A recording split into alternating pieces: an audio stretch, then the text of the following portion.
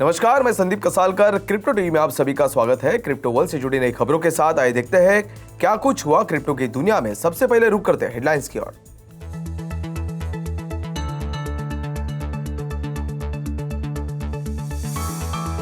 US GDP data में बढ़ोतरी के चलते आई क्रिप्टो में तेजी।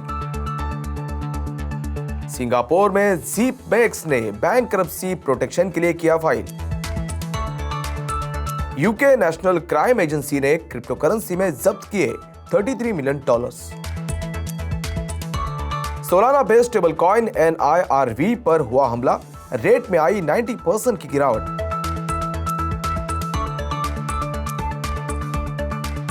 Decentralised data platform Space and Time ने जुटाए $10 मिलियन। गेमफाई इंडस्ट्री 6 साल में देखेगी $2.8 बिलियन का वैल्यूएशन। इंडियन स्पोर्ट्स बब्स अब ब्लॉकचेन की मदद से अपनी पसंदीदा टीम की जर्सी के लिए कर पाएंगे वोट। कोका कोला ने मेटावर्स में अपने 1 साल पूरे होने का मनाया जश्न। इंटरनेशनल फ्रेंडशिप डे पर ड्रॉप की NFT।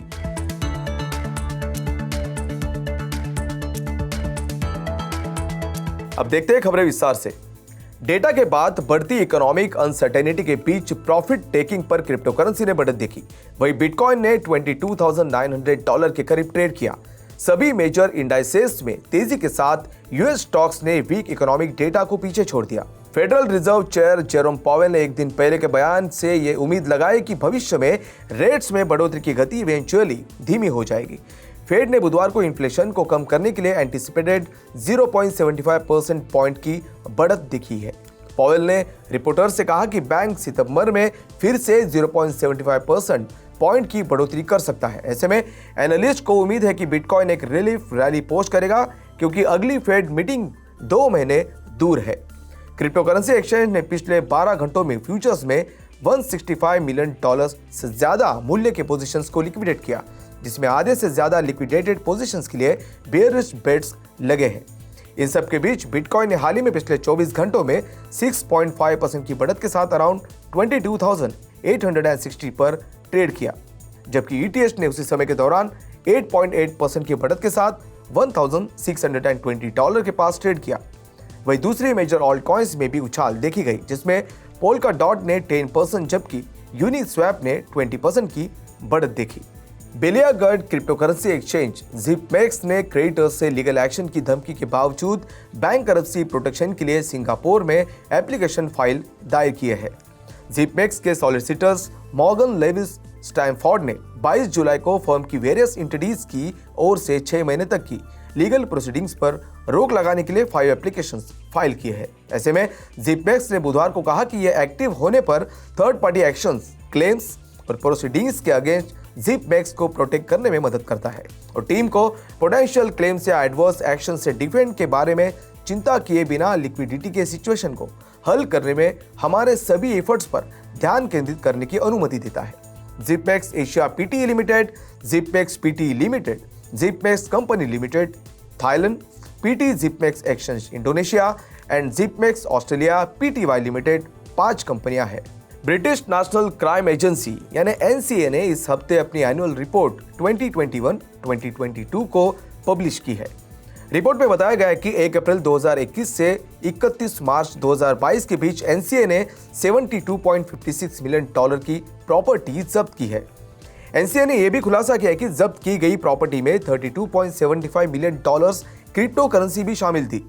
इसके कॉन्ट्रास्ट साल 2020-2021 में कोई क्रिप्टो करेंसी जब्त नहीं की गई थी। एजेंसी ने स्पेसिफाई नहीं किया है कि उसने कौन सी क्रिप्टो करेंसी जब्त की है। NCA ने रिपोर्ट में यह भी कहा कि क्रिमिनल्स में फाइनेंशियल टेक्नोलॉजी और क्रिप्टो एसेट्स का तेजी से एक्सप्लॉइट किया गया है, जो यूके की इकोनॉमी और इंस्टीट्यूशंस को नुकसान पहुंचा सकता है। क्रिप्टो एनालिटिक्स कंपनी पेगशील्ड के अनुसार सोलाना बेस्ड निर्वाणा फाइनेंस पर हमला हुआ है, जिसे उसके अपने DeFi प्रोटोकॉल टोकन ANA और NIRV स्टेबल कॉइन की वैल्यू में 90% तक की गिरावट देखने मिली है। बताया जा रहा है कि हैकर्स ने $3.5 मिलियन की चोरी को अंजाम दिया है। अटैक करने के लिए अटैकर ने एक सिमिलर अमाउंट ऑफ मनी के ANA इशू करने के लिए $10 मिलियन USDC फास्ट लोन का इस्तेमाल किया है। लोन को खुद एक दूसरे सोलाना बेस्ड प्रोटोकॉल सोलेंट द्वारा सिक्योर किया गया था। इसके बाद हैकर ने ANA की कीमत में बढ़त की ताकि बाद में ANA में $13.5 मिलियन में $10 मिलियन का एक्सचेंज किया जा सके। ऐसे में इनिशियल $10 मिलियन लोन चुकाने के बाद एक्सप्लॉइटर ने प्रॉफिट्स को अननोन इथेरियम वॉलेट में डिस्ट्रीब्यूट किया और फंड्स को DAI में कन्वर्ट कर दिया। निर्वाणा फाइनेंस ने अभी तक सिचुएशन पर कोई कमेंट नहीं की है, लेकिन ट्रेडिंग फंक्शंस को पहले ही डिसेबल कर दिया है। प्रोटोकॉल के यूजर्स खुद डेवलपर से निर्वाणा में रहना बंद करने और क्लैरिफिकेशन प्रोवाइड करने की बात कह रहे हैं। Space and Time blockchain applications के लिए एक decentralised data warehouse crypto investment firm Framework Ventures के लीड में एक सीड राउंड में $10 मिलियन जुटाए हैं। फंड मुख्य रूप से इंजीनियर्स के हायरिंग और प्लेटफॉर्म बिल्डिंग की ओर जाएगा। दरअसल स्पेस एंड टाइम एक नया क्रिप्टोग्राफिक प्रोटोकॉल डेवलप कर रहा है जिसे प्रूफ ऑफ SQL कहा जाता है, जो डेटाबेस के साथ मैनेज और इंटरैक्ट करने के लिए इस्तेमाल की जाने वाली स्ट्रक्चर्ड क्वेरी लैंग्वेज प्रोग्रामिंग का जिक्र करता है।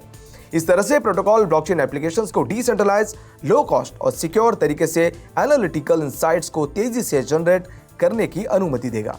एब्सोल्यूट रिपोर्ट्स अगले 6 साल में गेमफाई इंडस्ट्री में मैसिव ग्रोथ का अनुमान लगाती है। रिसर्च के अनुसार play to earn non fungible token यानी NFT गेम इंडस्ट्री 2022 और 2028 के बीच $2.8 बिलियन की है। इसके अलावा इंडस्ट्री की compound annual growth rate same 6 year period में 20.4% है। ये फोरकास्ट एक रेजिंग क्रिप्टो बेयर मार्केट के बीच आया है जो स्पेकुलेटिव प्रोजेक्ट्स और इंडस्ट्रीज के लिए बहुत कम जगह छोड़ता है। Sky Mavis, Dapper Labs, Decentraland, Immutable और द सैंडबॉक्स रिपोर्ट में हाईलाइट किए गए play to earn game development के फील्ड में अग्रणी है।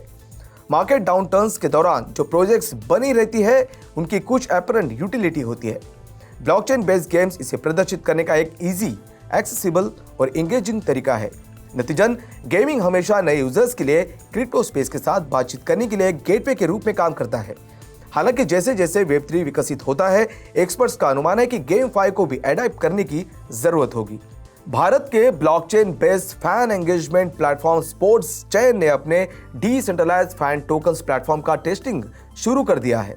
फैंस के पास अब अपनी आवाज को पहुंचने की एबिलिटी है, चाहे वो ट्रेनिंग जर्सीज या दूसरे पहलुओं पर निर्णय लेने पर हो। यूजर्स टीम के डिसीजंस को अप्रूवल या डिसअप्रूवल व्यक्त करने के लिए 2 कबड्डी टीम्स और 1 क्रिकेट टीम के लिए बाइंडिंग, नॉन बाइंडिंग पोल्स में वोट कर सकते हैं। प्लेटफॉर्म्स के नेटिव टोकन SPN डॉलर को अगस्त 2022 में मिंट किया जाएगा और इसके गेन को स्पोर्ट्स चेन फैन टोकन्स तक एक्सेस की आवश्यकता होगी।